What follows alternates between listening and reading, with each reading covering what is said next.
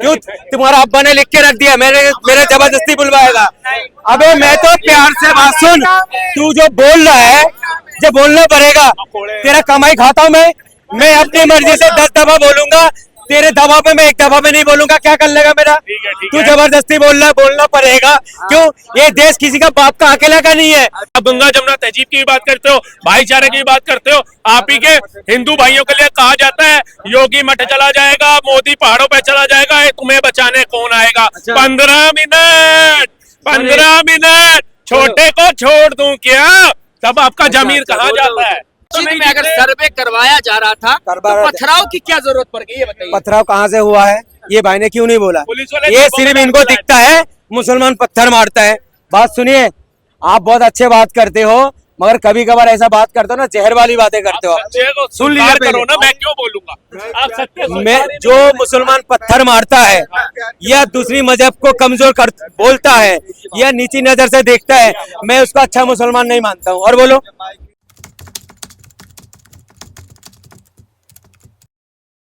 उत्तर प्रदेश के संभल जिले में जामा मस्जिद के सर्वे के दौरान 2 गुटों के बीच में झड़प हो गई। झड़प में खबर आ रही है कि तकरीबन 5 लोगों के मरने की खबर है। इस बात को लेकर जो है कहीं न कहीं तमाम जो नेता प्रतिपक्ष हैं और योगी सरकार को घेरते हुए नजर आ रहे हैं। इस मुद्दे पर बातचीत करने के लिए हमारे साथ युवा साथी मौजूद हैं जो लगातार राजनीतिक मुद्दों पर जो अपनी बातें रखते हैं। राहुल जी, किस तरीके से देखते हैं जिस तरीके से संभल में हुआ, उसको कैसे देखते हैं? देखिए, संभल में जो भी हुआ वो निंदनीय बात है। बच्चा चाहे किसी का भी मरे, वो निंदनीय होता है, ठीक है। लेकिन एक सुप्रीम कोर्ट संविधान के तहत अगर कोई बंदा कोर्ट गया और कोर्ट ऑर्डर कर रही है सर्वे के लिए, तो कोर्ट का सबको सम्मान करना चाहिए। ये एक्सक्यूज नहीं देना चाहिए कि उसने जय श्री राम बोल दिया इसलिए भीड़ जो है वो उग्र हो गई। ये कोई रीजन नहीं है। अगर जय श्री राम हो, अल्लाह अकबर हो, जय फिलिस्तीन, तो ओबीसी साहब ने लोकतंत्र के मंदिर में बोल दिया था, तो कितने सांसद जो थे वो उग्र हो गए थे, कितने लोकसभा के स्पीकर थे वो उग्र हो गए थे? कोई भी उग्र नहीं हुआ ना, सब शांतिपूर्ण रहे। तो उसी तरीके से अगर जय श्री राम बोला तो आपके पास मोबाइल तो था, किसी के पास इतनी हजारों की भीड़ थी, वीडियो बनाते। 29 तारीख को कोर्ट की डेट थी, जाते सुप्रीम कोर्ट में, कहते जज साहब ये जो सर्वे करने आते हैं लोग, इसमें जय श्री राम के नारे गूंजे जाते हैं मस्जिद के अंदर, इससे जो है कहते हैं उग्रता फैलाने का डर है हमारे को, सांप्रदायिक दंगे होने का डर होता है, तो इसके ऊपर आप थोड़ा एक्शन लीजिए। सुप्रीम कोर्ट अपने आप एक्शन लेता, वो 10 की जगह 20 पुलिस वाले भेजता, जांच एजेंसी साथ में भेजता कि देखता जी कौन नारा लगा रहा है। लेकिन सिर्फ भारत के अंदर रह करके, आजाद भारत में रह करके, संविधान से चलने वाले भारत में रह के, अगर जय श्री राम बोलने पे आप पत्थरबाजी कर दोगे और उसके बाद बोलोगे कि 2 बच्चों की हत्या हो गई, 4 की हो गई, 5 हो गई, तो आपकी कोई नहीं सुनेगा।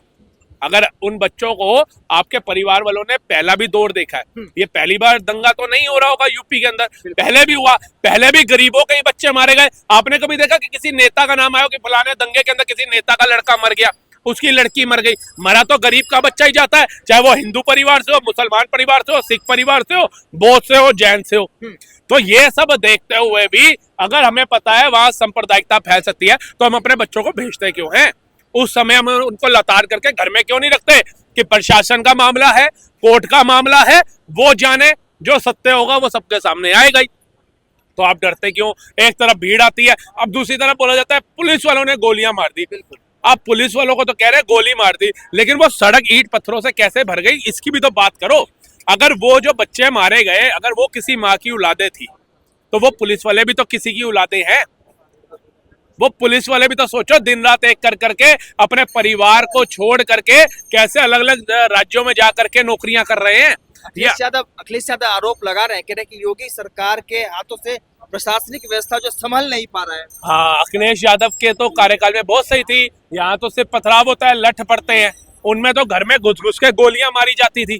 कार सेवकों की हत्या भूल गए आप? मुजफ्फरनगर दंगे भूल गए आप? सर जी, हमारे परिवार के जने शहीद हुए तो हमें पता है, हम देखने वाले नहीं है, हम विटनेस हैं।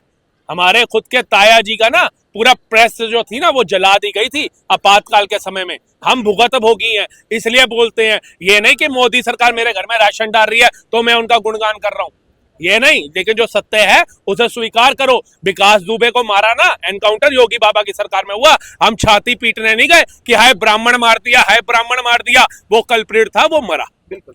लेकिन मुख्तार अंसारी, अतीक अहमद, उसने कितनी बहन बेटियों के साथ आबरू लूटी, कितनों की जमीनें लूटी, कितने बड़े वो माफिया थे। तो वो गलत थे, इसको कबूल करो, इसको एक्सेप्ट करो कि जो गलत थे वो गलत थे। आज आपने देखा होगा ये मियाँ जी भी बात कर रहे हैं, ये खुद गुरुद्वारे भी जाते हैं, मैंने देखा कई बार सेवा करते हैं ये।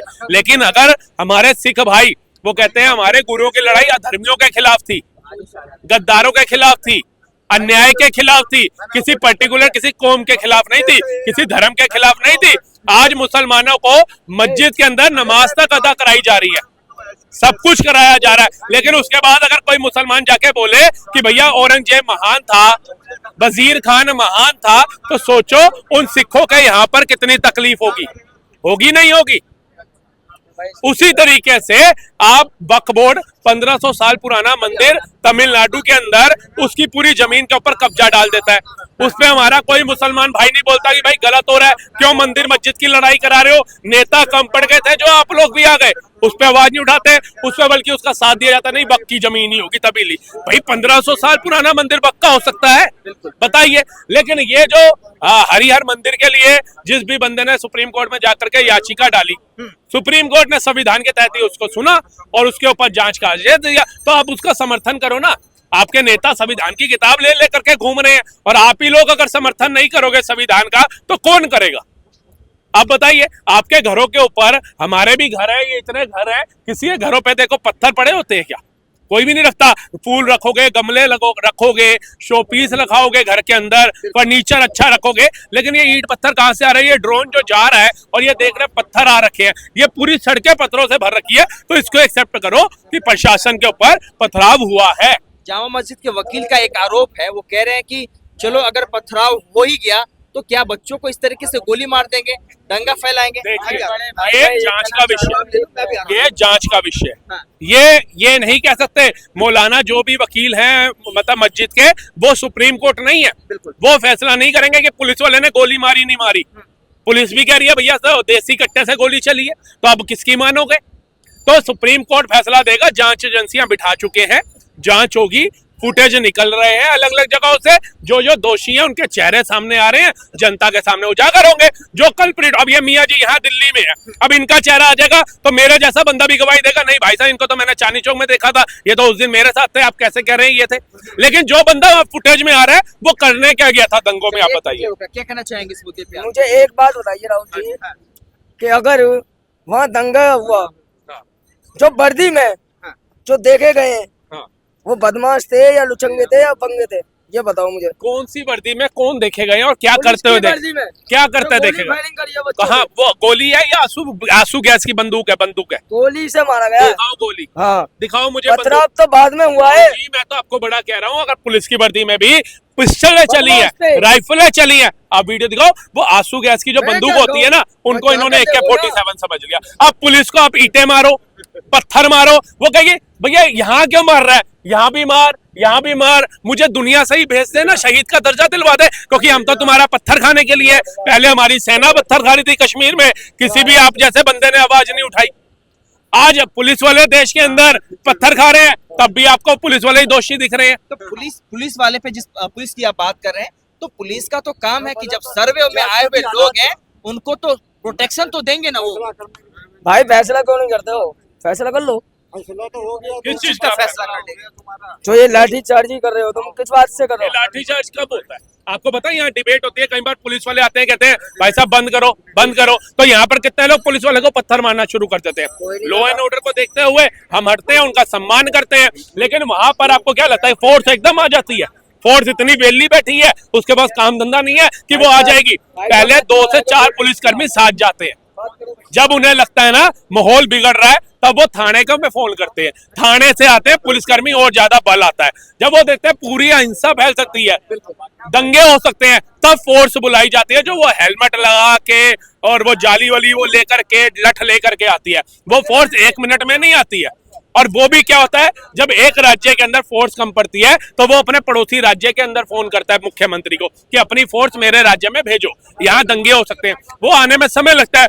उतने समय के अंदर जब मुसलमान लोग भी इकट्ठा हो गए, वो वकील भी और जो जांच कमेटियां थी वो भी आ गई, मौलाना भाई भी आ गए, सब आ गए। तो इतनी देर के अंदर वो सांसद महोदय वहां क्यों नहीं पहुंचे जिनको वहां की जनता ने जीत के वहां पे सांसद में पहुंचाया था? वो विधायक साहब कहाँ थे? उनके कार्यकर्ता कहाँ थे? वो क्यों नहीं आए कि भैया जांच आराम से होने दो, हम आश्वासन देते हैं कुछ नहीं होगा, न्यायपालिका के तहत ही कार्रवाई की जाएगी। इन्होंने तो ऐसा माहौल बना दिया जैसे आज ही वो सर्वे कर रहे हैं और कल सुबह ही मंदिर खड़ा कर दिया जाएगा। अगर इतना आसान सर होता तो आज आप देखिए बागेश्वर धाम बाबा के साथ लाखों की तादाद में हिंदू जुड़ रहे हैं। उनको सनातन बोर्ड के लिए अपने पैरों को पीड़ा देने की क्या आवश्यकता है? वो तो 2 मिनट में हान करे बना दे, क्योंकि आप लोग कहते हैं हिंदुओं की सरकार है, मोदी सरकार, योगी हिंदुओं का है, तो 1 मिनट में संविधान की धज्जियां उड़ा करके सनातन बोर्ड बना दे।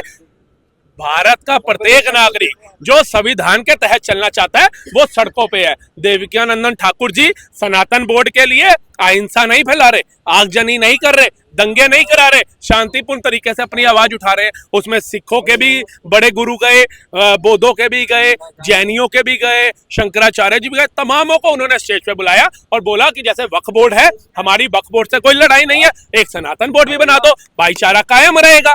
तो इसमें आपत्ति क्या है? उसी तरीके से किसी मुसलमान ने आपत्ति करा? नहीं, मैंने कब कहा आपत्ति का?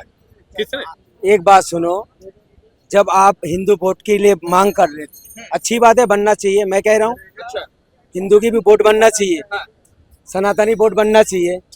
ये सरकार 10 साल बहुमत से सरकार चलाया, तब क्यों नहीं बनाया? पता क्यों नहीं बनाया? इनकी रोजी रोटी छीन जाएगी इसलिए नहीं बनाने देते। सनातन बोर्ड बनाने से? हाँ। कैसे कैसे? कैसे? ये जो मंदिरों में से जो जितनी चंदा जाते हैं सरकार के खाते में, ये बंद हो जाएगा। कैसे बंद हो जाएगा? सनातन बोर्ड के अंदर पहले कौन सी कमेटी के मेंबर जोड़े जाएंगे आपको पता है? मेरा बात, मैं कौन से नुमाइंदे उसमें होंगे पता है? देखो, मैं क्या आपके खिलाफ नहीं बोल रहा हूँ, मैं कह रहा हूँ आप जो हिंदू वोट की बात कर रहे हो, ठीक है, बनना चाहिए, मैं भी सहमत हूँ, बनना चाहिए, हर धर्म का वोट बनना चाहिए, तभी तो धर्म मजबूत होती है। मजबूत धर्म के लिए काम कर सकते हैं। मगर पूरी बहुमत से सरकार 2 बार आए थे, तब क्यों नहीं बना के दिया आपको? सरकार क्यों नहीं बना के दिया? 2 बार सरकार आई, सरकार ने नहीं बना करके दिया, ठीक है, और उससे पहले हमने सनातन बोर्ड की डिमांड भी नहीं करी थी। बनाया तब जाता है, बच्चा रोता है ना। नहीं सर सुनिए, देखिए, बच्चा रोएगा, बच्चा रोता है तभी माँ दूध पिलाती है ना। अब बच्चा खेल रहा है, वो कहेगी हाँ भैया दूध पी ले, आपको भूख लगेगी तभी खाना खाओगे ना। या अब अगर सनातन बोर्ड की डिमांड हमारे आदि गुरुओं ने, हमारे कथावाचकों ने की है, तो हमें भी समझ आएगा सनातन बोर्ड अच्छा ये करेगा। अभी सनातन बोर्ड नहीं है, तब हमारे मठ मंदिर अगर स्वास्थ्य केंद्र चला रहे हैं, कैंसर हॉस्पिटल चला रहे हैं, गवर्नमेंट को टैक्स दे रहे हैं सबसे ज्यादा, और सोचिए सनातन बोर्ड अगर बनेगा तो ये काम भी हो सकते हैं। तो जागे तो हम साथ जुड़े ना। जिस चीज की हमें समझ नहीं है हम पहले ही उसका गुणगान करना शुरू करेंगे। जागे तो अब जो है इनको जानकारी मिली, तो क्या दिक्कत? तो इतने साल से सो रहे थे भाई। सनातन बोर्ड आपको पता था कुछ होता है?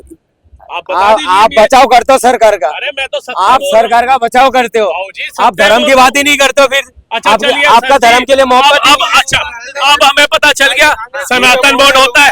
हमने बाबूजी चुप हो जाओ, हमने सनातन बोर्ड का पता चल गया। हमने कितनी सरकारी संपत्तियों को जला दिया, हमने कितना मोदी योगी को गालियां दे दी, हमने कितने लोगों को पत्थर मार दिए, कितने पुलिस और आर्मी को कोस दिया, ये बता दो। आज भी शांतिपूर्ण तरीके से जो हमारा संविधान इजाजत देता है सड़क पे उतरे हैं, अपनी आवाज सरकार तक पहुंचा रहे हैं, चाहे वो हिंदुओं की सरकार हो चाहे पूरे देश की सरकार हो। प्रधानमंत्री जो होता है वो 140 करोड़ का होता है, उसमें आप हिंदू मुस्लिम सिख ईसाई को वो नहीं कर सकते हो कि भैया ये हिंदुओं की सरकार है या मुसलमानों की सरकार है। वो 140 करोड़ का प्रधानमंत्री है। मगर सरकार टिप्पणी कर सकता मजहब के लिए। आपको लगता है कि पत्थरबाजों का कोई धर्म होता है? मोदी जी अभी चुनाव से पहले क्या बोले थे? जो सबसे ज्यादा मुसलमान की औरत ज्यादा बच्चा पैदा करती है, ये मोदी जी का सब था बोलने का। क्यों बोलेगा भाई? आप जब कहते हो सबके साथ सबका विकास और सबका विश्वास, इसका मतलब क्या हुआ? हर धर्म के लोग, हर जाति के लोग। क्या बोलता जब तक वो जो तलाक वाला इन्हें कानून को मानते हैं, इन्हें ये पूछिए।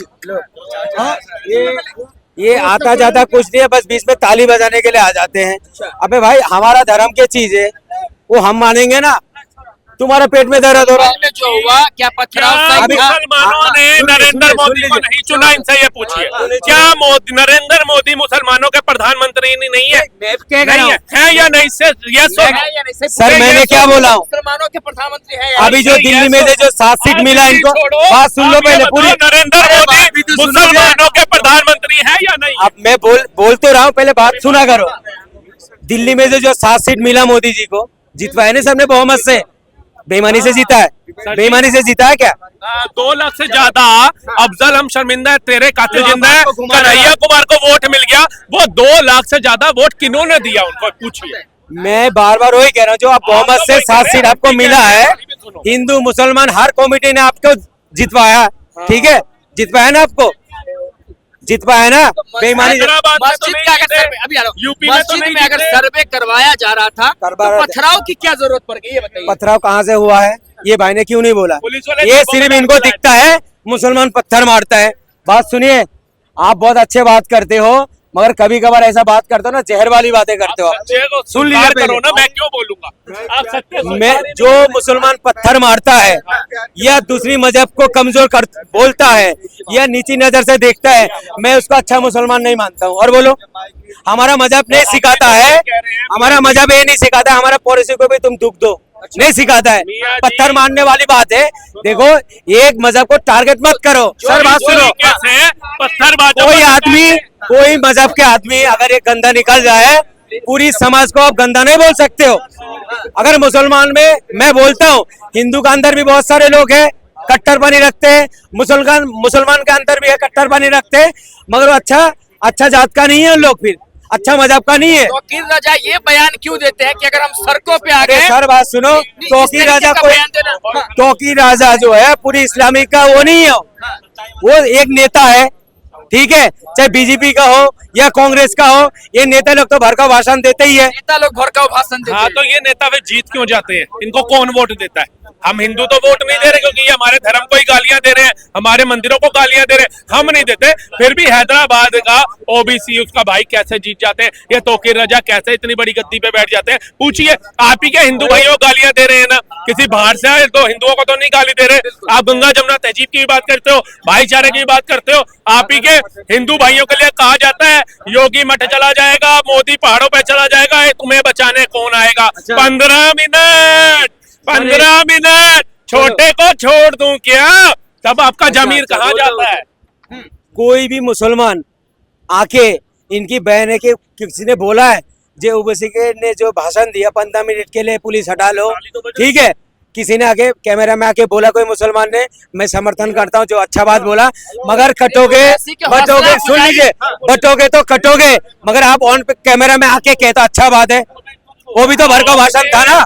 जब हिंदू कट रहा था तो आप लोगों ने आवाज क्यों नहीं उठाई? क्यों योगी जी को नारा देना पड़ा कटोगे बटोगे? कश्मीर में हिंदू काट दिए गए, किसी मुसलमान ने रैली नहीं निकाली, किसी ने कैंडल मार्च नहीं निकाला, किसी ने अपील नहीं करी कि दोबारा से इनको बसा दो। मैं कहता हूँ, चाहे भाजपा की सरकार थी, चाहे कांग्रेस की सरकार थी, चाहे गवर्नर कोई था, चाहे कश्मीर में फारूक अब्दुल्ला की सरकार थी, क्यों नहीं बोला कि भैया आज तो 1 साल बीत गया, आज 2 साल बीत गए, आज 5 साल बीत गए, इन कश्मीरी पंडितों को वहां बसा दो। हे मोदी जी, 2014 में आप आ गए, प्लीज धारा 370 हटाओ और कश्मीरी पंडितों को बना दो। क्या कहेंगे? एक बात सुनो, ये भाई ने बहुत कितनी अच्छी बात करा।